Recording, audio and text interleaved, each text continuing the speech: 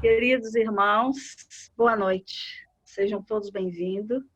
Com muito prazer, sintam-se todos abraçados, né?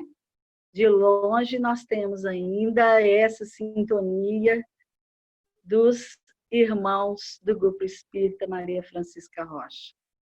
Hoje, mais uma vez, nosso encontro, nós teremos a oração, que daqui a pouco a gente vai começar com a oração, depois o Adelso vai falar o tema, o tesouro escondido, a pérola e a rede, e por volta das 21 horas a gente tem a oração final. Então, vamos iniciar com a nossa oração. Vamos fechar os nossos olhos? Vamos trazer os nossos pensamentos aqui para a nossa intimidade. Vamos elevar até a Deus, nosso Pai, até Jesus, nosso Mestre, que em cada casa Ele esteja presente nesse momento, em cada coração, em cada pessoa, aqui sintonizada, junto com os familiares, que o nosso mestre, nosso guia, nosso mentor, passe a intuir nosso palestrante, que ele possa agora, nesse momento, tocar em nossos corações, para trazer a mensagem do Evangelho de amor, o Evangelho de luz, o Evangelho que vai entrar em nossos corações para mudar comportamentos, pensamentos, e aí fazer nosso caminho, que é o caminho que vai levar até a Deus, é o caminho que o Cristo nos ensina. Então, Senhor Jesus, que cada um que esteja presente nessa reunião, cada um que esteja em suas casas, possam receber essa luz do Cristo e assim caminharmos na sua estrada rumo à felicidade da nossa evolução. Sede conosco, Senhor, hoje, agora e sempre. Que assim seja. Amém, né? Então, vou passar a palavra para o Adelso. Seja bem-vinda, Adelso. Um prazer enorme estar aqui recebendo para que você nos fale sobre esse tema. Tá ótimo. Hoje, obrigado a todos pela presença. Está todo mundo me ouvindo? Sim, estamos ouvindo. Tá ótimo. Eu estou com um pequeno problema aqui na minha rede do computador para projetar. Eu vou até tentar, para a gente começar a falar, eu estou falando dos dois, do celular também, e do... eu acho que eu vou sair rapidinho aqui e vou tentar entrar de novo. Pode? Eu acho que eu consigo entrar de novo. Vamos ver. Então,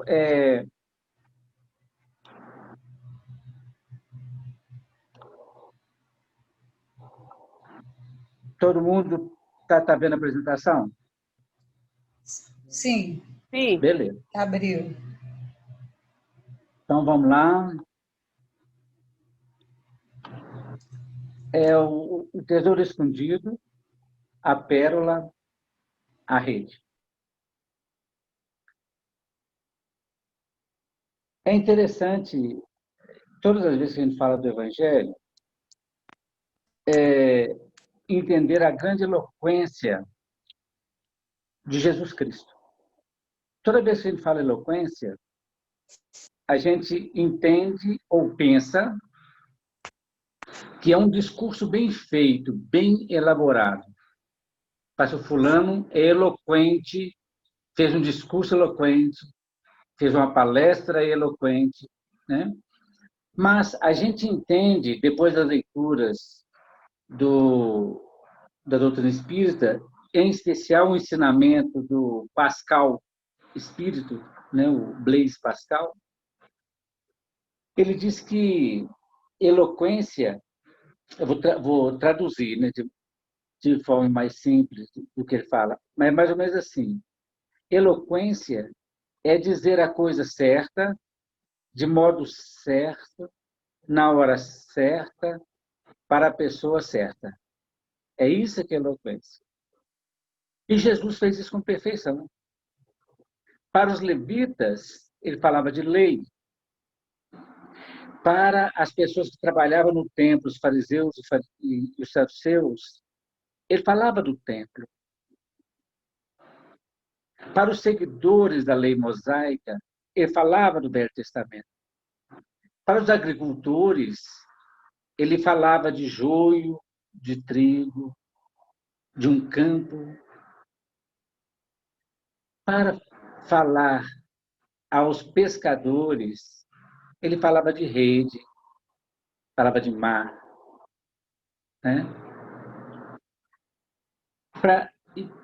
Para as mulheres, as donas de casa da época, ele falava do fermento que leveda a massa. Tudo para mostrar como é que ia funcionar o reino dos céus. Então, isso é eloquência. Ele dizia as coisas certas, na hora certa, para a pessoa certa e de modo certo. Aí a gente junta essas três, o tesouro escondido, a pérola e a rede, que o ensinamento é bem próximo. Vamos ler um pouco mais corrido, que vai dar para entender melhor. Seguem-se três parábolas rápidas, próprias de Mateus, em que Jesus tenta fazer compreender o que é reino dos céus sem defini-lo, por ser de natureza indefinível. Não tem como a gente definir reino dos céus, não. Não tem jeito. É algo que se sente.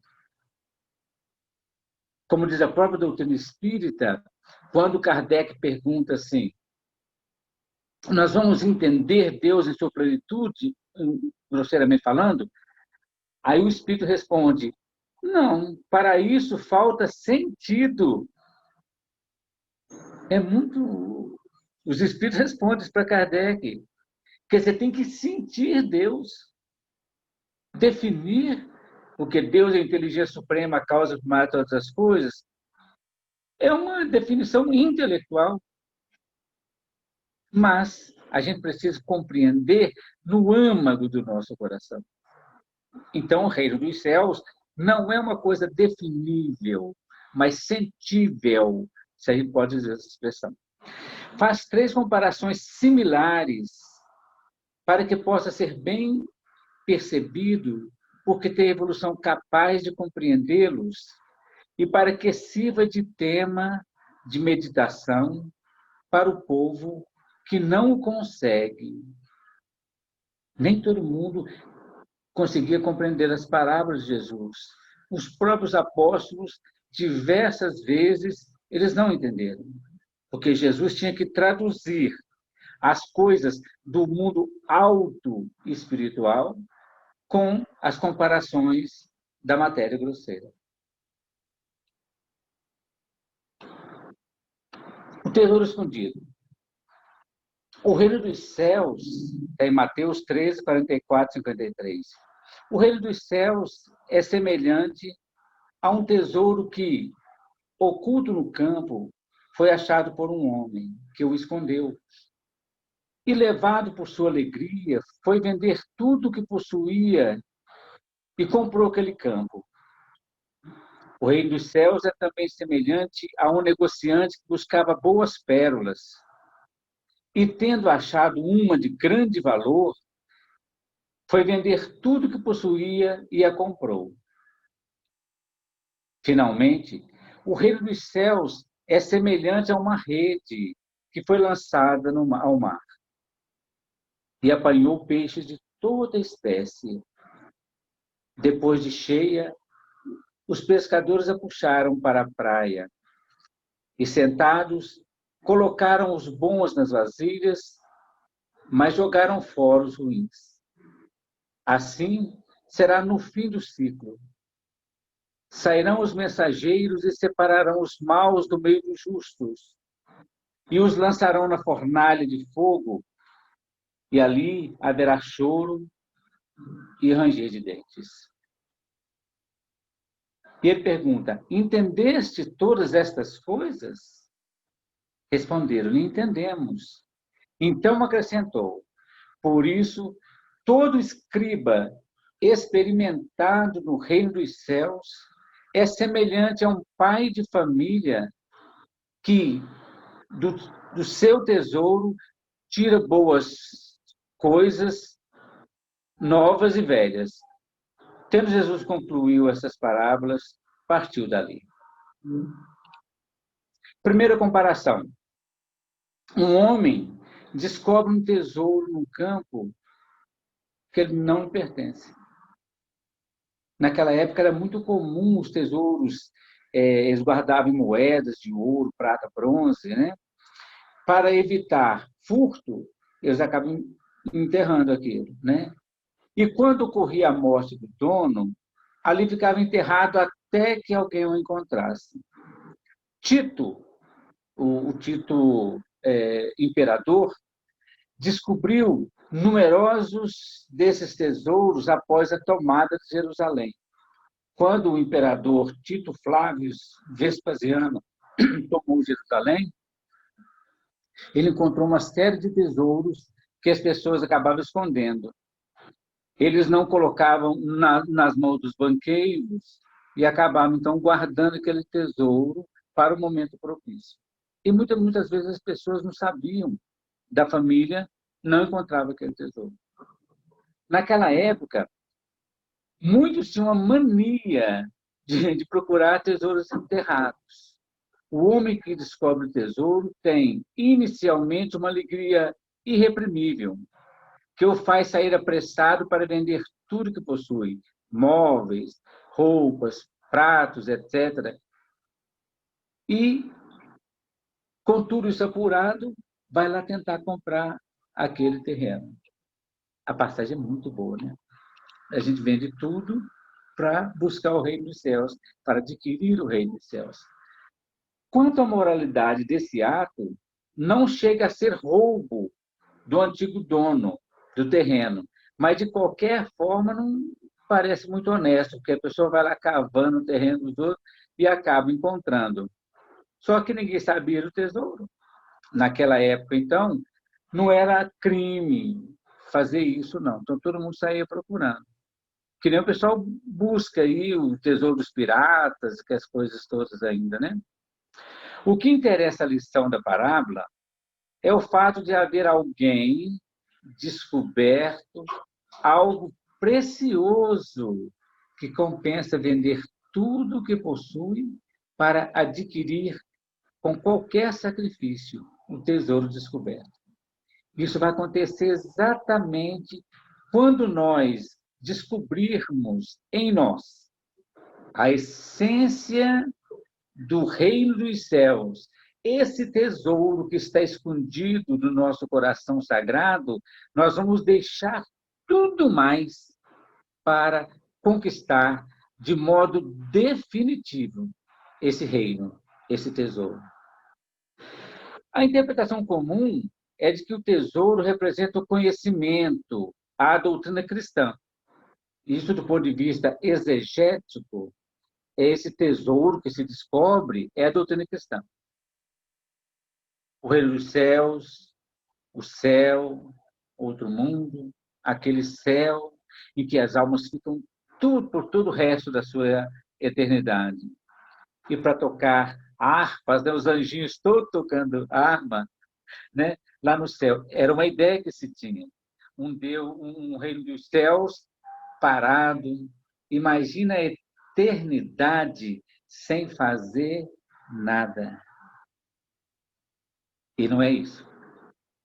É o contrário, né? Como diz Jesus, meu Pai trabalha até agora e eu também. Então, o reino dos céus é a grande conquista da intimidade, o reconhecimento perfeito da centelha divina que anima cada um de nós.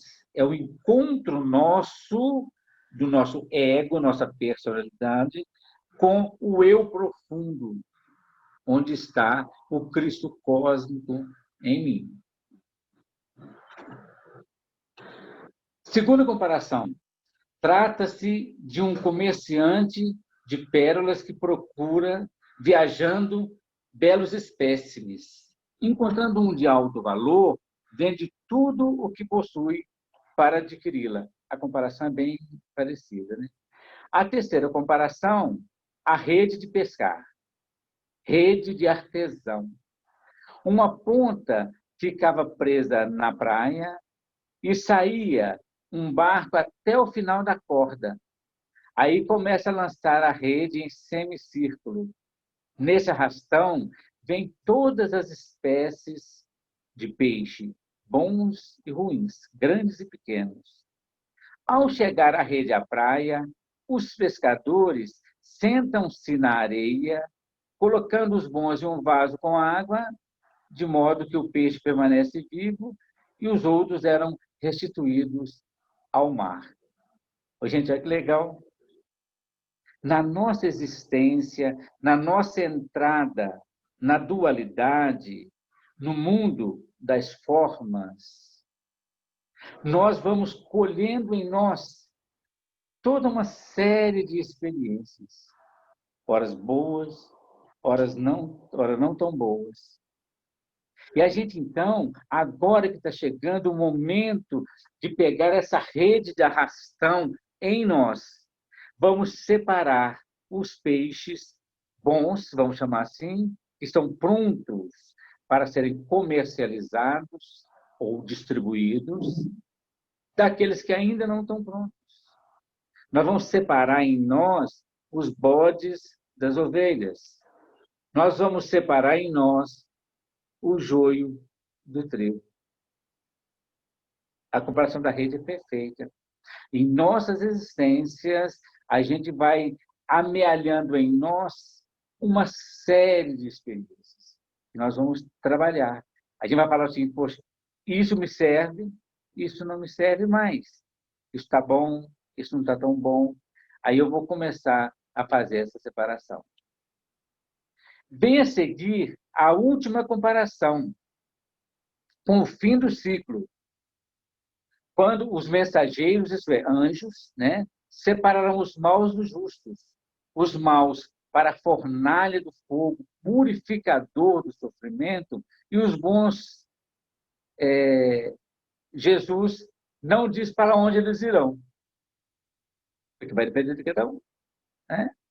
Mas os maus vão para a fornalha de fogo, onde haverá choro e ranger de dentes, né? Isso é legal. Todo mundo esperava, né, que houvesse grandes hecatombes, um tanto de coisa. Do ponto de vista físico, está acontecendo uma série de coisas. Fome, maremotos, terremotos, pestes, que nem que está acontecendo agora, as pandemias todas. Quer dizer, a separação dos peixes na rede, a separação do joio do trigo, a separação dos bodes e das ovelhas serão feitas tanto do ponto de vista físico do planeta, as pessoas que estão preparadas para entrarem na terra de regeneração vão para lá, e Jesus não falou como é que vai ser. Vai ser construído, né? Aquelas almas um pouco mais equilibradas. As desequilibradas vão ter que recomeçar no fogo purificador, né? Porque o fogo, ele separa as coisas. Embora um incêndio seja terrível, como tem acontecido agora aqui, né, em Pantanal, esses lugares todos, mas a natureza não reclama e nem se revolta, mas segue em frente o seu caminho. Nas primeiras chuvas da primavera, vai florir tudo de novo. Não é por isso que saem por aí queimando tudo, não. Então, a ideia é que nós, ao entrarmos na fornalha de fogo, sairemos renovados, com nossas palhas queimadas, mas com nossas espigas prontas. Então, Jesus, então, ele mesmo disse que ele veio para lançar fogo à terra. E como ele ansiava para que esse fogo se alastrasse. Que o mesmo fogo que tempera as coisas, o nosso alimento, nos aquece, pode virar incêndio, se não for controlado. O mesmo cavalo que serve de meio de transporte nas guerras, etc. e tal, ele também podia se tornar algo bem perigoso e lançar o cavaleiro de lá de cima e matar o cavaleiro, ou aleijar, qualquer coisa. Então, na dualidade, nós estamos trabalhando no processo de separação. Essa rede de arrastão, esse mar, simboliza exatamente essa separação que nós vamos fazer.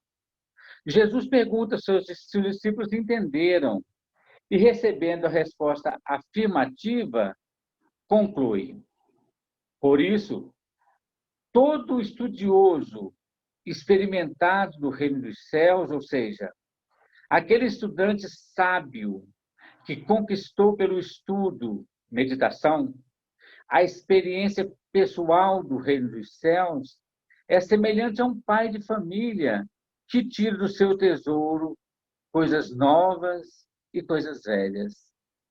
Gente, às vezes a gente fala, vamos matar o homem velho. Beleza, fala isso. Mas a expressão talvez nem fosse essa, não.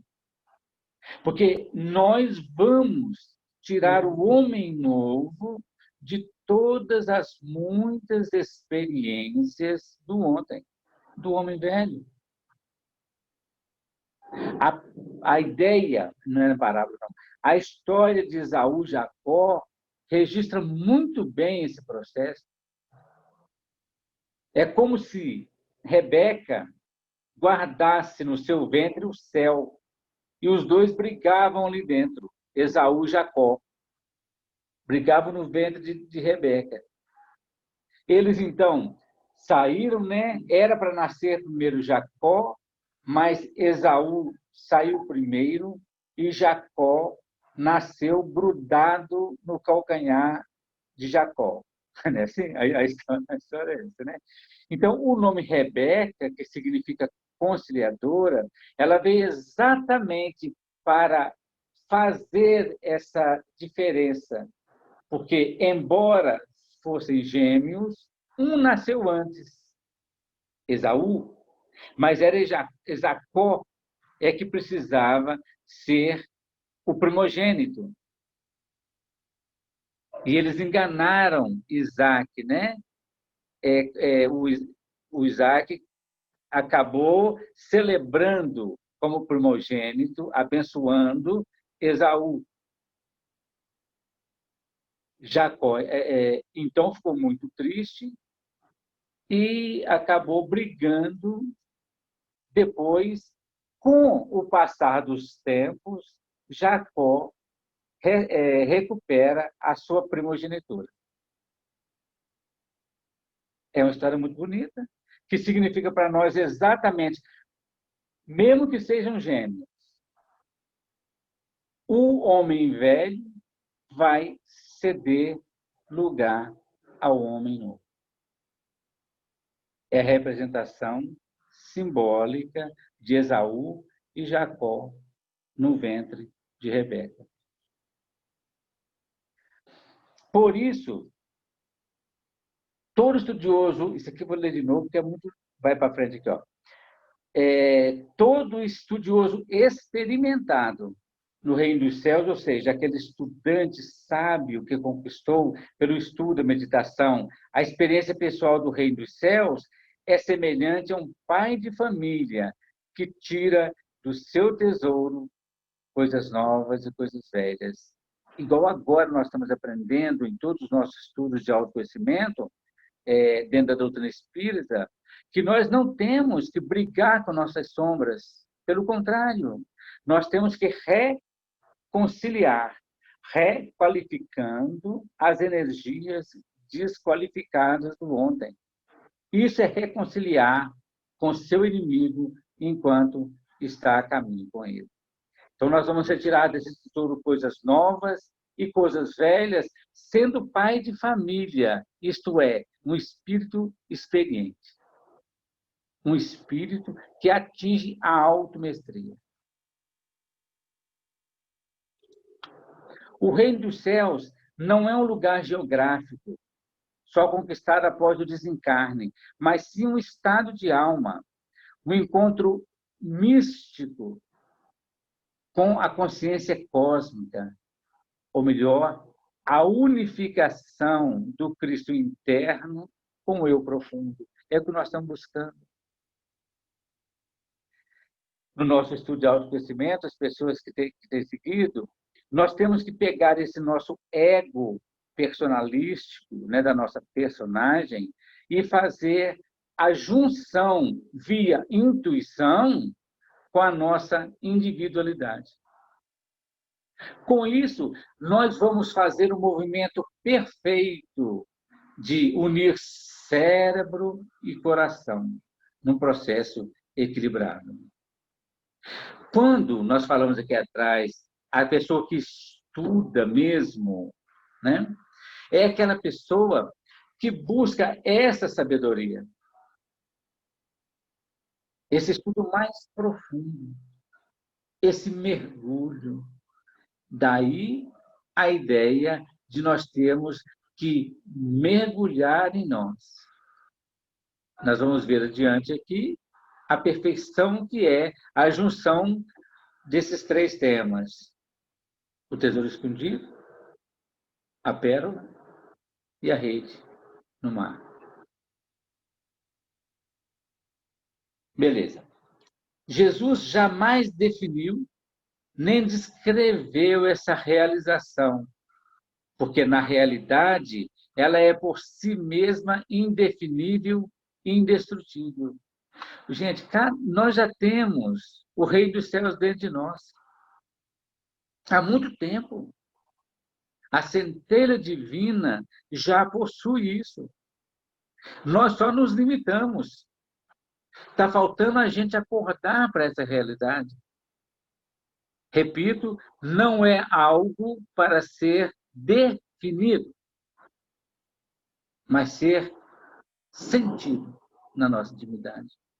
Jesus, então, limitou-se a estabelecer comparações, mediante as quais os homens pudessem ter uma ideia aproximada do que ele ensinava. Porque nós vamos, mais cedo ou mais tarde, atingir esse reino dos céus, por mais que demore.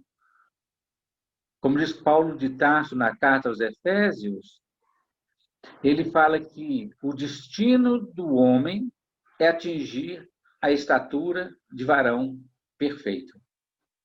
Pode demorar, mas Deus não tem pressa, né?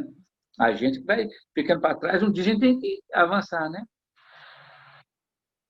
Então, para a gente compreendendo bacana, aqui, ó, tanto tesouro se acha enterrado no coração do solo, quanto a pérola se encontra mergulhada no âmago do oceano e dentro da ostra. O movimento do homem para descobrir o tesouro e para pescar a pérola é o mesmo. A penetração em profundidade. Só que esse movimento deve verificar-se para dentro de si mesmo. Eu tenho que mergulhar na minha terra íntima, eu tenho que mergulhar no meu mar profundo e encontrar a minha pérola lá dentro. Mas, uma vez encontrada a riqueza que se buscava, logo se reconhece o valor incomparável dessa descoberta. Tomara, então, de grande alegria, vai vender tudo o que possui para entrar na posse definitiva do tesouro ou da pérola. Jesus disse: o reino dos céus está no meio de nós. Quer dizer, dentro, no meio, dentro de nós. Hoje a gente entende, com outras revelações, que no nosso coração sagrado, próximo da nossa glândula timo, é que está o reino dos céus. é que está o nosso coração sagrado. E é lá que nós vamos ter que buscar. É indispensável que a criatura entre, penetre, mergulhe, isso é, se batiza. A palavra batismo, que vem do grego, significa mergulho. Dentro de si mesmo, para conseguir a unificação. É interessante, né? A doutrina espírita não fala em batismo. Porque ninguém precisa ser batizado. Isso na vertente espiritual, né? Não tem...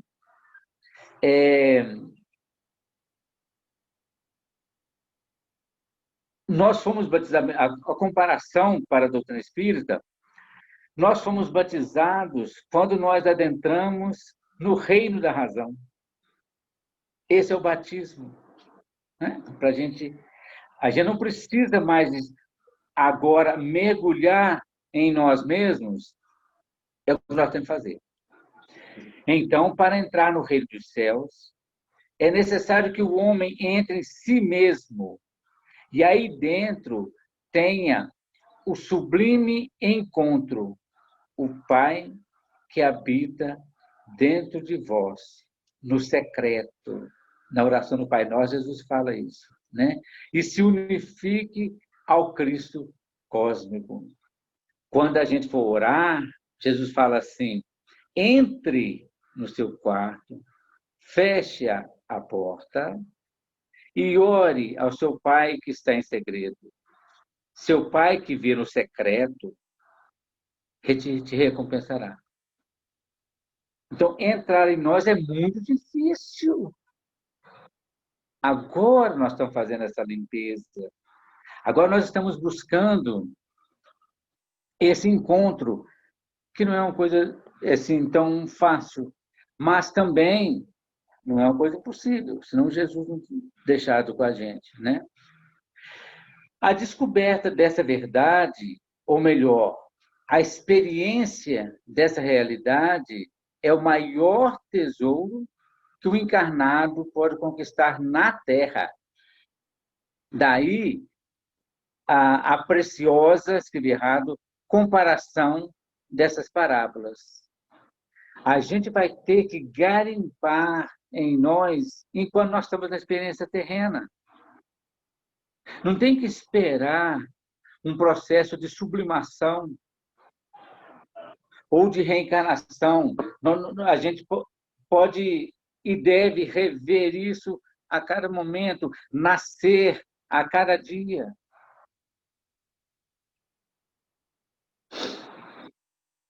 Vamos lá? No mais, lhe interessam os bens materiais, nem corpo físico, nem prazeres na mesa, sensações, nem gozos e amores terrenos transitórios apresentados pelas nossas emoções, nem cultura livresca intelectualizada. O único interesse reside na realidade substancial do ser. Quando nós nos encontrarmos o nosso eu profundo com o Cristo, com o nosso Cristo interno, aí essas coisas servirão como experiências pelas quais nós passamos. Mas o que interessa mesmo é encontrar o reino dos céus dentro de nós.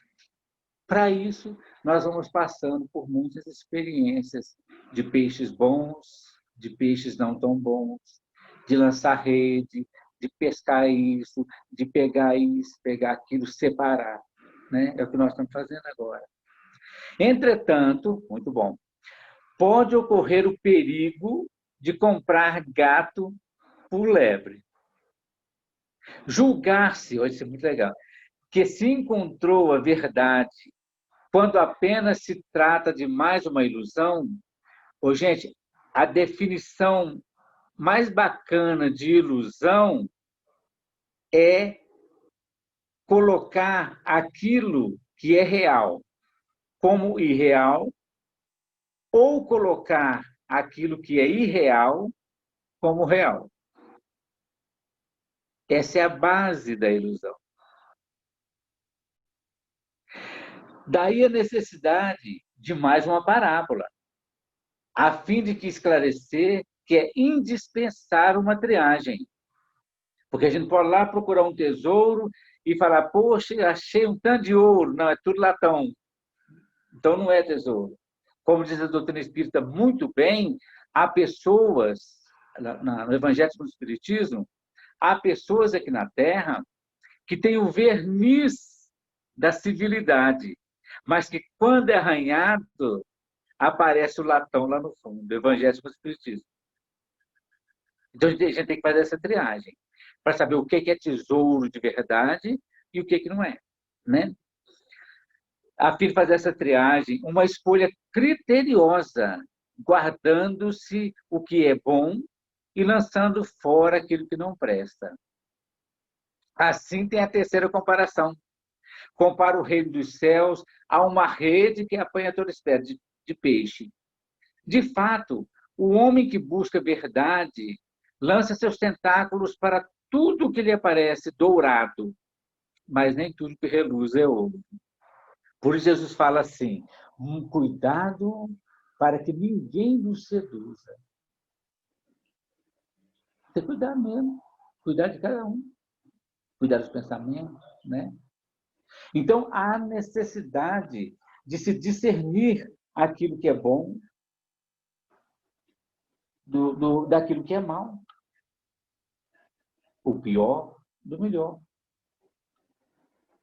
Isso diz respeito aos caminhos que os homens pregam como infalíveis para conseguir a felicidade espiritual.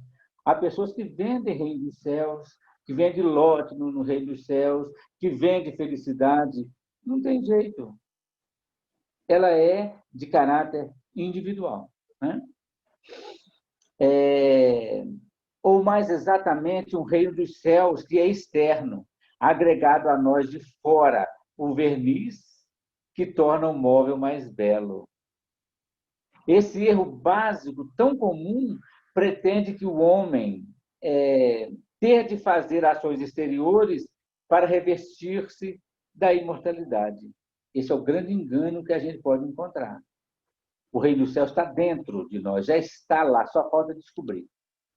Quando o homem tiver atingido essa capacidade de discriminar o certo do errado, estará então apto a seguir sozinho o seu caminho, sem precisar de guias, mentores, quer encarnados ou desencarnados.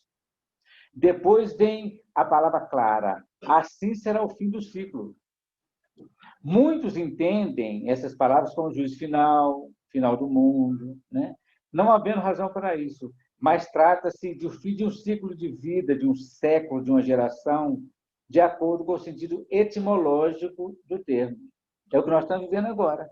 Nós estamos vivendo o final de um ciclo, que nem a doutrina já falou para nós há algum tempo. A cada regresso ao mundo espiritual, no fim de um ciclo na Terra, onde bons e maus se misturam, sem nenhuma distinção, vêm os mensageiros encarregados da triagem e separam, pelas próprias vibrações pessoais de cada um, os justos, que seguiu o caminho evolutivo, dos maus, que novamente serão lançados na fornalha de fogo, ou seja, é uma nova encarnação num corpo de carne, onde o fogo do sofrimento purifica o espírito. Aí haverá choro e ranger de dentes, que é o quadro que temos diante dos nossos olhos diariamente nesse planeta. Porque Deus nunca implantou o sofrimento. O sofrimento, ele só existe por causa das crenças limitantes. Então, a gente precisa se libertar disso, fazer essa separação, né? Encerrando, então, por isso, todo estudante experimentado com a experiência pessoal no reino dos céus É semelhante a um pai de família, a um adulto de mentalidade amadurecida por causa dos filhos que produziu. Isso, das obras que realizou. E que tira do seu tesouro, do seu conhecimento, coisas novas e velhas, isto é, transformando a sabedoria antiga em sabedoria atual. O homem que vive unificado com o Cristo cósmico, o nosso Cristo íntimo, tem pleno e total conhecimento experimental de tudo que foi dito ontem, do que é dito agora e do que será dito no futuro. E essa sabedoria é seu tesouro inalienável e incorruptível, porque se tornou a própria consciência do Espírito. Ô, gente, isso que eu preparei para vocês, para a gente conversar. Estamos no prazo, né? Então, sim. Prazo bom aí para a gente conversar. Vamos passar, então, para as perguntas, né? Pessoal que queira perguntar alguma coisa, esclarecer ou fazer alguma consideração, né, Adelson? Sim. É o momento agora. Alguém gostaria de falar alguma coisa? Deixa eu ver se eu consigo. Ok.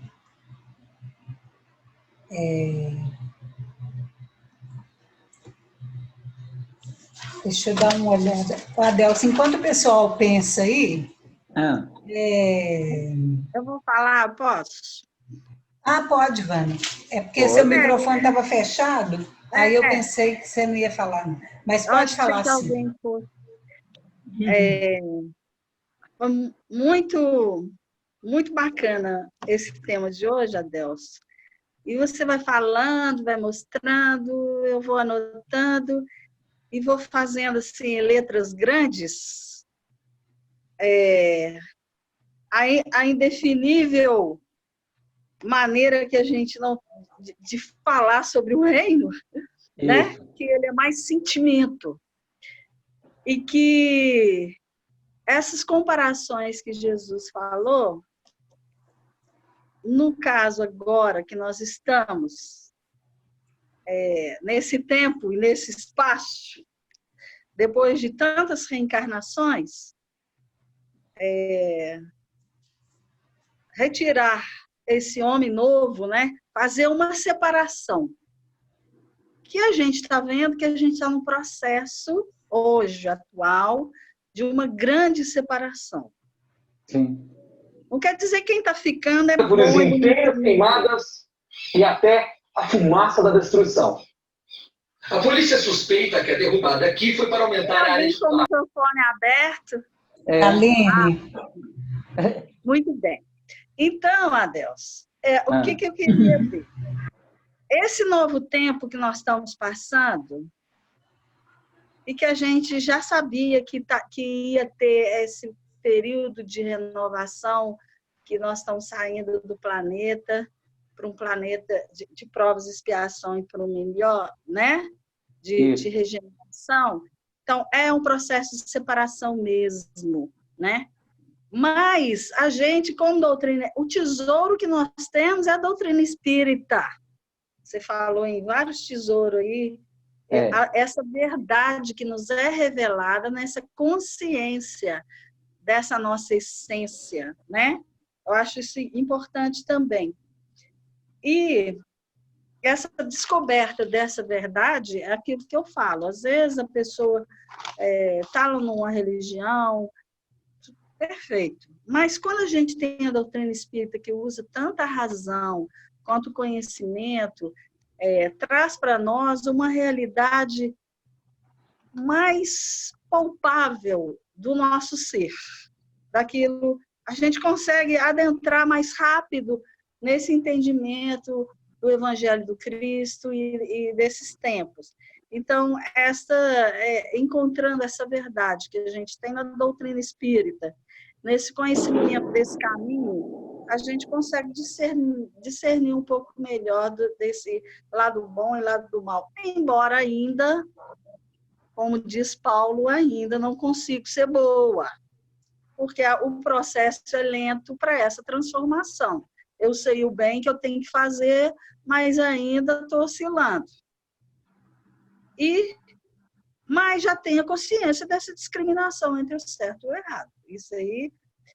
Então, resumindo, né? Estou falando muito, mas estou fazendo um resumo daquilo que eu anotei nas palavras grandes aqui, desse entendimento, dessa mistura dos bons e dos maus que temos agora, e haverá essa triagem, talvez essa que é, vamos dizer, uma terceira guerra nesse tempo atual, que está tendo. Não quer dizer que as pessoas que estão indo que sejam ruins, não, mas está tendo os mensageiros separando, e esse reino, a terra, está para aqueles que serão melhores.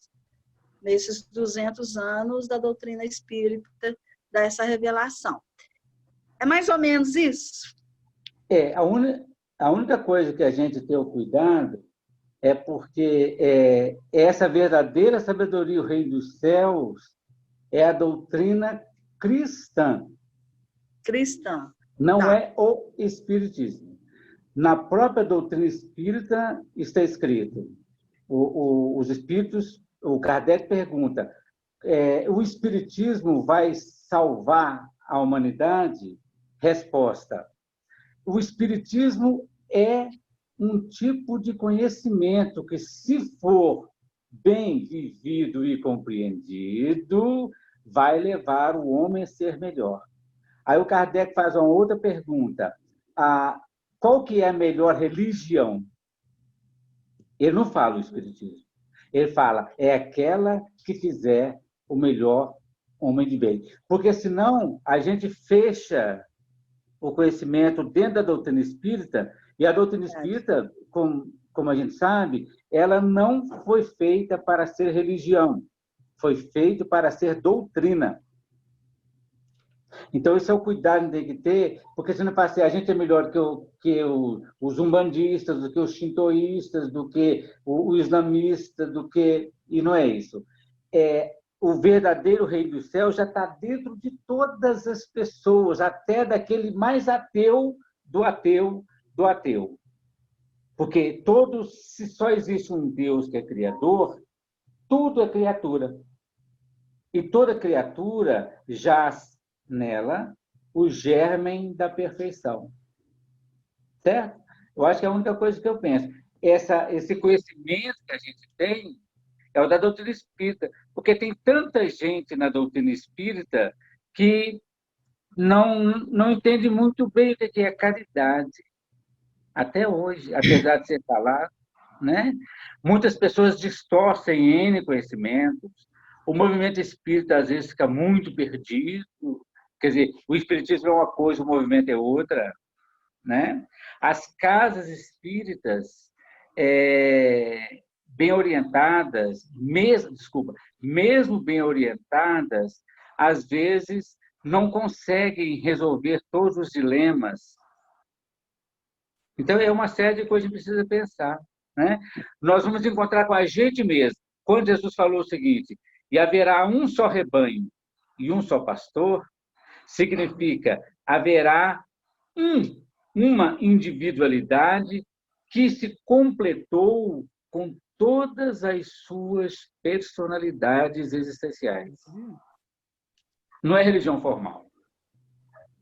É isso aí, Adelce. Alguém quer... Oi. Fernanda. Eu queria só perguntar para a Adelce que ele falou, né? Doutrina. O que você poderia me explicar, né? Mais, né?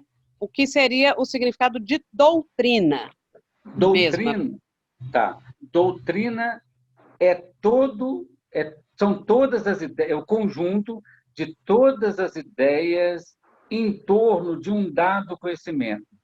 Tudo que se produz dentro de uma determinada ideia de um campo de conhecimento é doutrina. O direito é uma doutrina. Então, tudo que se faz do ponto de vista de direito é considerado doutrina. A Igreja Católica é uma doutrina que tem seus princípios básicos, tem tudo. O protestantismo é outra doutrina. O Espiritismo é uma doutrina que trata da interação entre os dois planos da vida. É isso. É diferente de religião, né, Com Adelson? certeza. Com certeza. É tanto que o próprio Emmanuel traz para nós uma ideia de que o Espiritismo é uma doutrina de cunho filosófico, científico e de consequências religiosas. É muito bem colocado, né, pelo Kardec, que ele toma um certo cuidado aí. Lógico. Para não definir como uma religião instituída, né?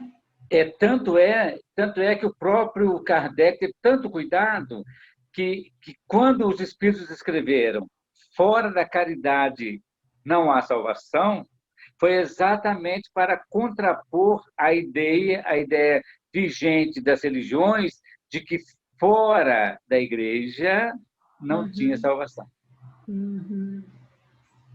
Caridade, todo mundo pode fazer. Inclusive o mais ateu dos mais ateus, na visão de uns. Ele pode fazer caridade. Mas alguém quer falar alguma coisa? A gente ainda está com tempo aqui. É só abrir o microfone, que o Adelson está aí disponível, e a gente pode, né, Adelson, conversar, né? Conversar sobre esse assunto. Enquanto o pessoal pensa aí, quando você falou que, voltando assim no costume, né, da época, quando você falou que né, naquela época tinha muito tesouro escondido e aí as pessoas procuravam e achavam. Sim. Aí na passagem fala que ele acha o tesouro e depois ele vai juntar, vender tudo para poder comprar. Mas na cultura lá, quando se acha o tesouro, a pessoa não fica com o tesouro para ela. Ela tem que comprar? Tinha. Quando achava, eles entravam lá no juízo, lá no sinédrio, e contava aquilo. Né? Eu achei um tesouro escondido. Aí o pessoal fazia aquele julgamento para falar assim, bom, se você achou, é seu. Quando a pessoa era mais honesta, ela falava, eu vou comprar aquele terreno, que aí tanto o terreno quanto o que está lá dentro era dele. Né? Por isso que não era assim uma coisa, não era um roubo que era praticado, era um costume.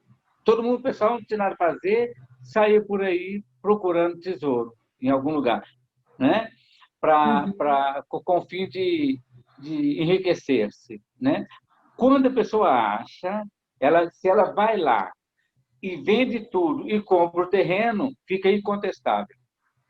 É tudo dele. Entendi. Então, comprava-se o terreno e aí, automaticamente, o tesouro... Com porteira fechada.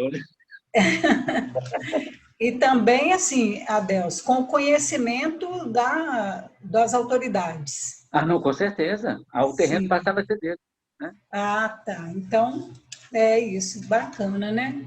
Porque eu não tinha entendido quando ele fala que ele juntou, né, vendeu tudo para poder comprar o tesouro. E ninguém iria contestar. É que nem a gente, quando a gente descobrir que o tesouro está na gente, e eu não preciso mais de nenhum aparato espiritual, eu vou me despojar de tudo, pronto, eu sou dono do meu terreno íntimo. É muito legal, né? É bonito demais, velho. Realmente. Mais alguém quer falar alguma coisa, gente? Oi, Elti. Oi, Paulo? Boa noite, tudo bem? Boa noite. Assim, é uma reflexão, né? Porque eu e a Fernanda, nós estamos em casa, como a maioria de nós, há muito tempo, né? E como somos autônomos, a gente, com a ajuda aí da tecnologia, a gente está trabalhando bastante em casa e saindo, assim, esporadicamente mesmo, né? E aí as nossas necessidades, assim, começam a ser mínimas, né? Dentro de casa, as nossas necessidades são mínimas. A gente começa a fazer a própria comida, né? Lavar a própria roupa, fica de bermuda quase que o dia todo. Aí a gente começa, assim, eu, né? Começa a me questionar, assim, estamos sentindo falta, né? Do quê, né? Do que a gente está sentindo falta, assim, de voltar à normalidade, mas em qual sentido e por quê e para quê, né? A gente criou muitas necessidades fictícias e até supérfluas, né? Então, assim, como é que você vê, o Adelso, isso que eu estou colocando aí, né? Você tem uma reflexão sobre isso? Já, eu acho que eu tenho, né? Uma das coisas mais interessantes que, que Deus fez, eu vou usar uma palavra aqui, pode ser contraditória, mas é a ambição. Parece estranho, né? Porque sem a ambição, a lei do progresso estaria quase que morta. Se o homem se contentasse a andar a pé sempre, ele não dominaria o cavalo. Se ele, aí, para dominar o cavalo, ele falou, poxa, eu preciso de uma coisa que ande mais rápido. Até chegar no avião hoje. Estou dando um exemplo rasteiro. O que acontece com a gente? Uma coisa fantástica chamada egoísmo, que lá no princípio da humanidade, não é civilização, não, ele foi fundamental. O egoísmo, tudo que a gente vai fazendo é para aumentar a lei do progresso. No livro Brasil, Coração do Mundo, Pátria do Evangelho, tem uma passagem muito bonita, se não me engano, do Fernão Dias, Paz Leme, um dos bandeirantes, e Borba Gato, que conquistou a região do Sabará aqui, eles vieram do plano espiritual com a ambição de encontrar esmeraldas. E, curiosamente, o Brasil tem pouquíssima esmeralda. Se não fosse a ambição deles, eles ficariam só no litoral. Não existiam as entradas e as bandeiras para conquistar todo o interior do país. Agora, quando a gente vai se despertando para o lado espiritual, a gente vai deixando de lado, mas tem que ter muito cuidado. Uma coisa, no livro Jesus no Lar, se não me engano, o Neio Lúcio traz uma passagem bonita chamada A Coroa e as Asas, que é um estudo que depois a gente podia trazer, que trata direitinho das personalidades. A gente precisa, então, reconciliar com tudo. Todas as nossas necessidades materiais que a gente teve, todas as necessidades de conquista de império, de um tanto de coisa que a gente viveu, tudo aquilo foi muito importante em nome da lei do progresso. Entendeu, Paulo? Então, porque senão a gente volta para a simplicidade, vamos dizer, uma simplicidade pueril. Esse é o cuidado. Não procurar essa necessidade, só as necessidades pueris, não, porque senão comprometeria a lei do progresso. Quanto mais as nossas necessidades materiais forem se sentindo menos importantes do que a nossa necessidade espiritual, é evolução. Mas uma renúncia qualquer, porque acha a matéria ruim, que acha a matéria impeditivo, é ruim porque Deus permitiu a própria matéria. E como diz no livro Obras Póstumas do Allan Kardec, Allan Kardec perguntou para os espíritos assim, obras póstumas. Ele estava passando por necessidades financeiras terríveis. Aí ele perguntou para os espíritos, vocês vão me ajudar materialmente? Resposta dos espíritos, se nós não te amássemos, nós não te ajudaríamos. Ele, então, aí apareceu um tanto de aluno para ele e para a mulher, a Amélie, né, para eles darem aula e se sustentarem. Porque ele abandonou os trabalhos todos para dedicar à codificação do Espiritismo. Então, a matéria ela é muito importante. Ela é instrumento de progresso. Ela não pode dominar para sempre a vida da gente. Beleza? Tá respondido, obrigado. Obrigada, Paulo. Mais alguém quer falar alguma coisa? A gente está terminando aqui, né? Estamos já passamos 2 minutinhos, mas se alguém quiser falar alguma coisa, sem problemas. Senão a gente passa para a prece, né? Final, encerrando no plano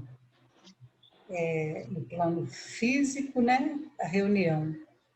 Mas, Adelson, eu acho que a gente pode também dar uma sequência nesse assunto, sabe? Assim, numa outra reunião.